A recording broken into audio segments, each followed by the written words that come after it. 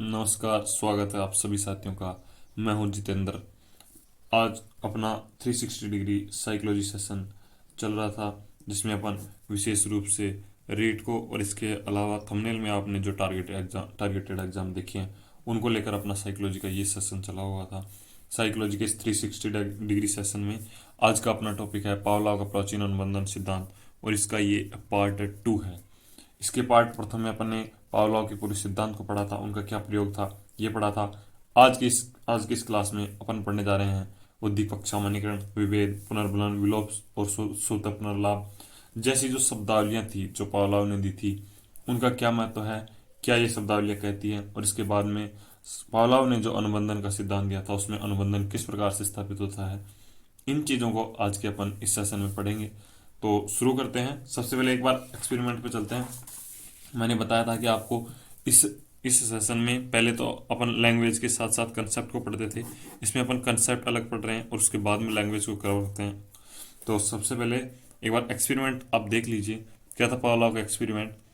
एक बॉक्स, और कौन सा बॉक्स? ध्वनि नियंत्रित, जिसमें ध्वनि पर पूर्ण नियंत्रण पावलोव का था। ध्वनि नियंत्रण बॉक्स था, इसके अंदर एक कुत्ता था और यहाँ से एक शीशा लगा हुआ था। यहाँ से कुत्ते को भोजन रखा जाता था। कुत्ता भूखा था। एक घंटी थी। भोजन देने से पहले कुत्ते को भोजन देने से पहले भूखे कुत्ते को भोजन देने से पहले हर बार घंटी को बजाया जाता था, और एक समय अनुबंधन स्थापित हो गया घंटी और भोजन के बीच। और उसके बाद में अपन ने ये सारी चीज़ें पार्ट 1 में देख ली थी, और उसके बाद घंटी को देखकर ही कुत्ते ने लार टपकाई। तो ये सारणी मैंने बनवाई थी, काफ़ी इंपॉर्टेंट सारणी थी। क्या थी? सबसे पहले बिना अनुबंधन के यानी जिस समय अनुबंधन नहीं हुआ था, प्रयोग शुरू हुआ था, सबसे पहले भोजन, और उसके बाद में अनुक्रिया क्या होती थी? लार। उद्दीपक तो कौन था? भोजन। तो भोजन को यहाँ बोलते हैं अनकंडीशनड स्टिमुलस, स्वाभाविक उद्दीपक, या इसका हिंदी में अन्य नाम है अनअनुबंधित उद्दीपक भोजन। और इसके साथ जो स्वाभाविक अनुक्रिया हो रही थी उसको बोलते थे अनकंडीशनड रेस्पॉन्स, स्वाभाविक अनुक्रिया या अनअनुबंधित अनुक्रिया। फिर इसके बाद में एक तटस्थ उद्दीपक, इसके साथ लगातार बार बार घंटी इसके साथ साथ बजाई गई भोजन के साथ। ये था अनुबंधन के समय। इस प्रक्रिया में धीरे धीरे धीरे धीरे अनुबंधन स्थापित हो रहा था। तो अनुबंधन के समय एक तटस्थ उद्दीपक था घंटी, और इसके साथ में था स्वाभाविक उद्दीपक भोजन, और उसको देखकर एक स्वाभाविक अनुक्रिया हो रही थी लार। ये था अनुबंधन के समय। और जब पूर्ण रूप से अनुबंधन हो गया तो अनुबंधन के पश्चात ये क्या था? डायरेक्ट घंटी बजाई, और घंटी के बजने से ही कुत्ते ने लार टपका दी। अब घंटी क्या है? अनुबंधित उद्दीपक, कंडीशनड स्टिमुलस, और लार क्या है? कंडीशनड रेस्पॉन्स, CS और CR। इस सारणी को आप अच्छे से समझ लीजिए, यही पूरा आज की क्लास का बेस है। इसके बाद में पावलोव ने एक टर्मिनोलॉजी दी, उद्दीपक सामान्यीकरण। अभी अपन इसकी पूरी लैंग्वेज पे चलेंगे। सबसे पहले आप समझ लीजिए उद्दीपक सामान्यीकरण क्या है। पावलोव ने बताया कि कुत्ता घंटी की आवाज के साथ साथ उस उद्दीपक का उसने सामान्यीकरण कर लिया, जनरलाइजेशन कर लिया स्टिमुलस का। कैसे? घंटी की आवाज के साथ साथ आप घंटी से मिलती जुलती अन्य किसी आवाज के साथ भी कुत्ता लार टपका देता था। जैसे यदि आपने घंटी की जगह सीटी बजा दी तो घंटी से मिलती जुलती आवाज के साथ सीटी के साथ भी कुत्ते ने लार की अनुक्रिया की। या दूसरी चीज क्या बताई कि घंटी की फिक्स आवाज, जैसे पावलोव ने पहले 800 हर्ट्ज पर घंटी बजाई, तो उसके बाद में पावलोव ने बताया कि यदि आप 800 हर्ट्ज की जगह 600 हर्ट्ज भी या 400 हर्ट्ज भी की आवाज में भी घंटी बजाते हैं तो भी कुत्ता लार की अनुक्रिया करता है। या 600-400 की जगह 1000-1200 हर्ट्ज की यदि आप घंटी बजाते हैं, आवाज में घंटी बजाते हैं, तो भी कुत्ता लार की अनुक्रिया करेगा। तो इसे बोलते थे उद्दीपक सामान्यीकरण, यानी उद्दीपक के आसपास उस उद्दीपक के जैसे अन्य उद्दीपकों के साथ भी अनुक्रिया करना। ये क्या था? उद्दीपक सामान्यीकरण। इसकी लैंग्वेज आप पढ़ लीजिए। जब एक विशेष उद्दीपक के प्रति अनुक्रिया करना सीख लिया जाता है, एक विशेष उद्दीपक के प्रति यानी घंटी से लार टपकाने की अनुक्रिया, विशेष उद्दीपक क्या था? घंटी। घंटी से लार टपकाने की अनुक्रिया यदि सीख ली जाती है तो फिर उसी उद्दीपक से मिलते जुलते सभी उद्दीपकों के प्रति भी वैसी अनुक्रिया उत्पन्न होती है। पावलोव ने इसे उद्दीपक सामान्यकरण का। और इसका एग्जांपल मैंने बता दिया कि घंटी के साथ सीटी की आवाज़, या घंटी की धीमी आवाज़, या घंटी की तेज आवाज़ के साथ भी लार की अनुक्रिया कुत्ते द्वारा करना, ये क्या था? उद्दीपक सामान्यकरण। अब इसका जस्ट अपोजिट है विभेद। जैसे आपने 800 हर्ट्ज पे घंटी बजाई और कुत्ते ने लार की अनुक्रिया की, फिर आपने दोबारा 1000 हर्ट्ज पे घंटी बजाई और आपने कुत्ते को भोजन नहीं दिया, तो कुत्ते ने लार की अनुक्रिया तो की परंतु भोजन नहीं दिया। फिर आपने 1000 हर्ट्ज पे बजाई और फिर भोजन नहीं दिया, तो कुत्ता समझ जाएगा, धीरे धीरे इस चीज में विभेद करने लग जाएगा कि 800 हर्ट्ज पर तो उसे भोजन मिलेगा, इसलिए 800 हर्ट्ज पर तो वह लार की अनुक्रिया करेगा, परंतु 1000 हर्ट्ज पर वह लार की अनुक्रिया नहीं करेगा। इन दोनों ध्वनियों में अंतर करना, और इसे क्या कहते हैं? विभेद। इसका अन्य एग्जाम्पल आप इस प्रकार से ले सकते हैं, जैसे पहले कुत्ते को घंटी बजाते ही लार की अनुक्रिया करेगा, इसके साथ साथ उद्दीपक सामान्यकरण कर लिया तो सीटी बजाते हुए भी लार की अनुक्रिया करेगा। लेकिन यदि आपने सीटी बजाकर भोजन नहीं दिया 2-3 बार या जितनी बार, तो वो समझ जाएगा कि सीटी और घंटी में अंतर है। सीटी के साथ भोजन मिलता है तो सीटी के साथ भोजन नहीं मिलता है, और घंटी के साथ भोजन मिलता है तो सीटी के साथ वह लार की अनुक्रिया नहीं करेगा। और इन दोनों उद्दीपकों में सीटी और घंटी में अंतर करना, इसे क्या कहते हैं? विभेद, डिस्क्रिमिनेशन। अन्य समान उद्दीपकों के प्रति अनुक्रिया नहीं करना, ये क्या होता है? विभेद। जैसे घंटी के जैसा समान उद्दीपक कौन था? सीटी, तो सीटी के प्रति अनुक्रिया नहीं करना, ये क्या है? उद्दीपकों के मध्य विभेद। पावलोव ने सिखा था विभेद। आप उद्दीपक सामान्यकरण और उद्दीपक विभेद अच्छे से समझ गए होंगे। इसके अलावा पावलोव ने बताया कि पावलोव ने पुनर्बलन शब्द का उपयोग नहीं किया, लेकिन आप यह बात ध्यान में रखकर चलें कि पावलोव के प्रयोग में पुनर्बलन क्या था। यदि आपसे कोई पूछे कि पावलोव के प्रयोग में आप पुनर्बलन किसे कहेंगे, तो स्वाभाविक उद्दीपक, और स्वाभाविक उद्दीपक अनकंडीशनड स्टिमुलस क्या था? भोजन। तो पावलोव के प्रयोग में भोजन ही पुनर्बलन था। ये एक क्वेश्चन आपके लिए बन सकता है। इसके बाद में अगली शब्दावली पर अपन चलते हैं। अगली शब्दावली है विलोप और सूत्र पुनर्लाभ। ये एक दूसरे पर डिपेंडेंट है। कैसे? आप समझिए विलोप क्या होता है। विलोप ये होता है कि जैसे आपने कुत्ते को घंटी बजाई और भोजन नहीं दिया, आपने कंडीशनड स्टिमुलस दिया घंटी, और उसके बाद में वो लार की अनुक्रिया करेगा, लेकिन आपने पुनर्बलन नहीं दिया, भोजन नहीं दिया। फिर घंटी बजाई और फिर भोजन नहीं दिया, फिर घंटी बजाई और फिर भोजन नहीं दिया, तो इसके कुछ प्रयासों के बाद में कुत्ता इस बात को समझ जाएगा कि अब घंटी बजाने से भोजन नहीं आएगा, और घंटी को देखकर वह लार की अनुक्रिया नहीं करेगा। इसे क्या कहते हैं? अनुक्रिया का विलोप हो गया, इसे बोलते हैं विलोप, एक्सटिंक्शन। यदि स्वाभाविक उद्दीपक की अनुपस्थिति, स्वाभाविक उद्दीपक क्या था? भोजन। भोजन की अनुपस्थिति में व्यक्ति को अनुबंधित अनुक्रिया बार बार करनी होती है। जैसे भोजन नहीं दिया और फिर लार टपकाना हो, भोजन नहीं दिया और फिर लार टपकाना हो, किसे देखकर? घंटी को। तो धीरे धीरे इस अनुक्रिया का लोप हो जाता है। तो घंटी को सुनकर लार का टपकाने का धीरे धीरे लोप हो जाता है, इसे ही विलोप कहते हैं, एक्सटिंक्शन कहा जाता है। अब विलोप समझ गए होंगे। घंटी को देखकर यदि आपने उससे बार बार भोजन नहीं दिया, तो धीरे धीरे वह घंटी के साथ लार टपकाने की क्रिया को भूल जाएगा, इसे क्या कहते हैं? विलोप। विलोप से संबंधित है स्वतः पुनर्लाभ, स्पॉन्टेनियस रिकवरी। स्पॉन्टेनियस रिकवरी क्या है? विलोप के कुछ समय पश्चात संबंधित उद्दीपक के प्रस्तुत करने पर आंशिक अनुक्रिया करने को स्वतः पुनर्लाभ कहा। कैसे? इसको ऐसे समझिए कि आपने उसे घंटी बजाई और भोजन नहीं दिया, घंटी बजाई और भोजन नहीं दिया, तो अनुक्रिया का, लार का टपकने का धीरे धीरे विलोप हो जाएगा। अब घंटी बजाने से लार को नहीं टपकाएगा, इस अनुक्रिया का क्या हो गया? विलोप। अब आप कुछ देर तक शांत रहें और अचानक से फिर घंटी बजाएंगे। यदि आपने अचानक से फिर घंटी बजाई, तो कुछ मात्रा में वह फिर से इस अनुक्रिया को फिर से दोहरा देगा और लार टपका देगा। कुत्ता लार की अनुक्रिया कर देगा। तो घंटी को देखकर पहले वह भूल गया था, उसका विलोप हो गया था, लेकिन यदि आप अचानक से कुछ समय बाद में फिर से वही उद्दीपक, उसके जैसा उद्दीपक आएगा, तो वह लार की अनुक्रिया करेगा, वह अनुबंधित अनुक्रिया करेगा, और इसे क्या कहते हैं? स्वतः पुनर्लाभ, स्पॉन्टेनियस रिकवरी।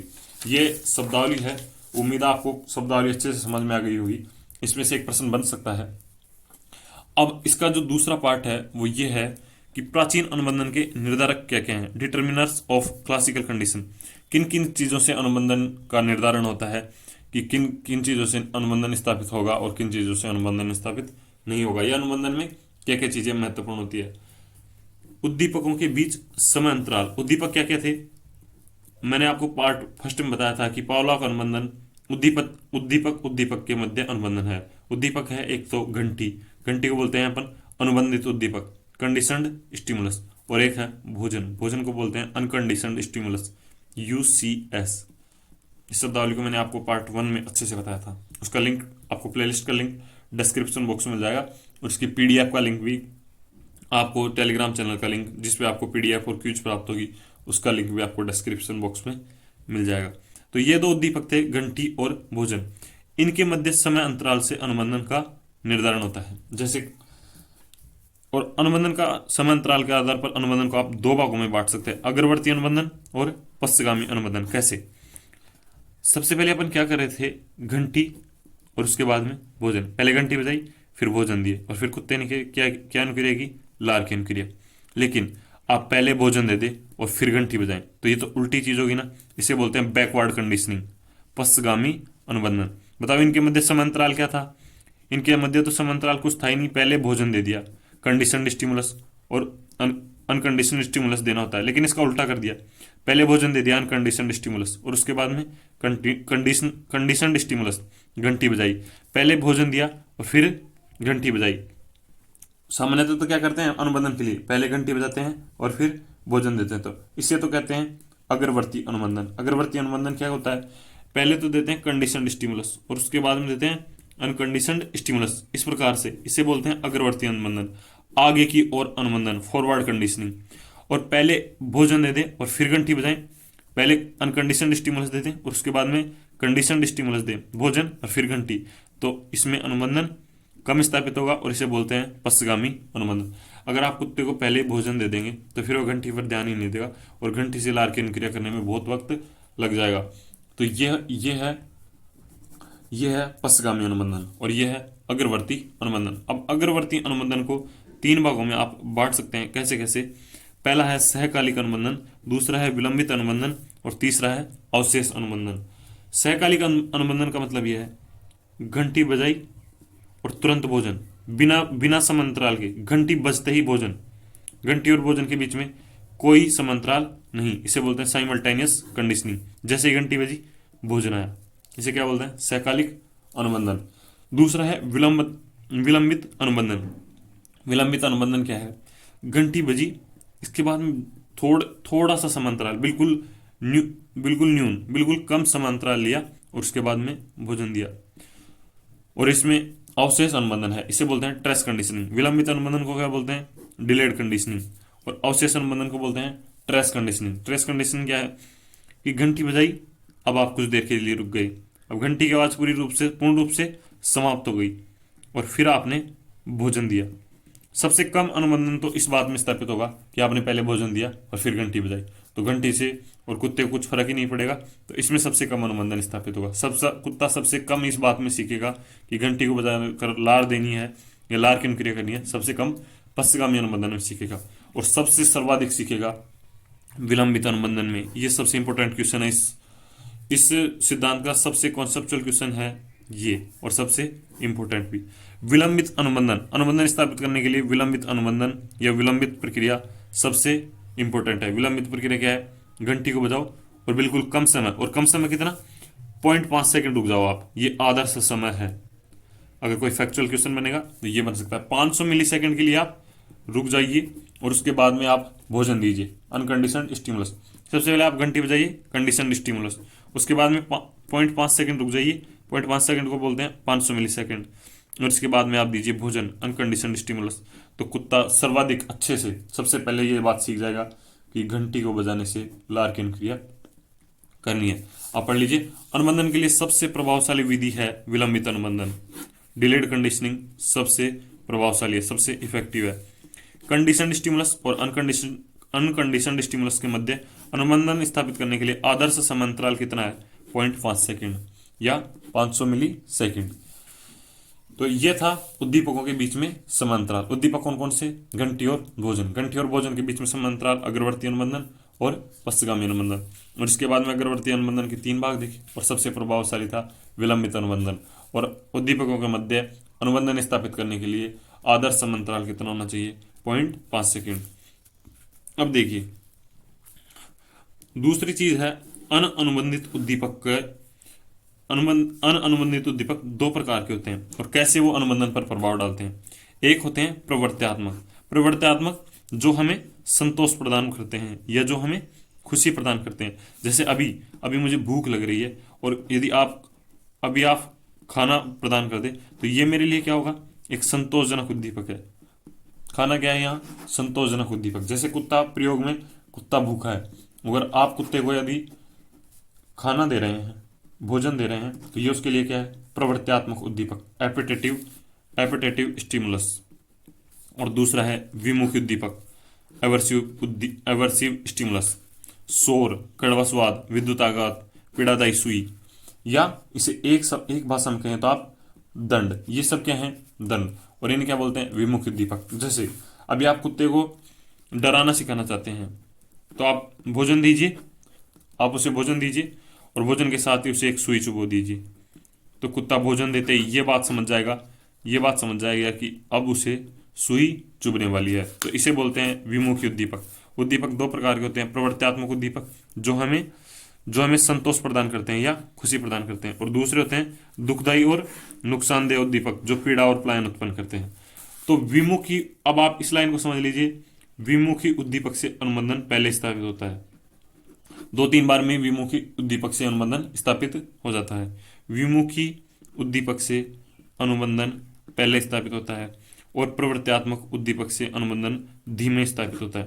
प्रवृत्त्यात्मक उद्दीपक से तो अनुबंधन धीरे धीरे स्थापित होता है और विमुखी से बहुत जल्दी। कैसे, जैसे अभी आप भोजन दे रहे हैं और भोजन के बाद में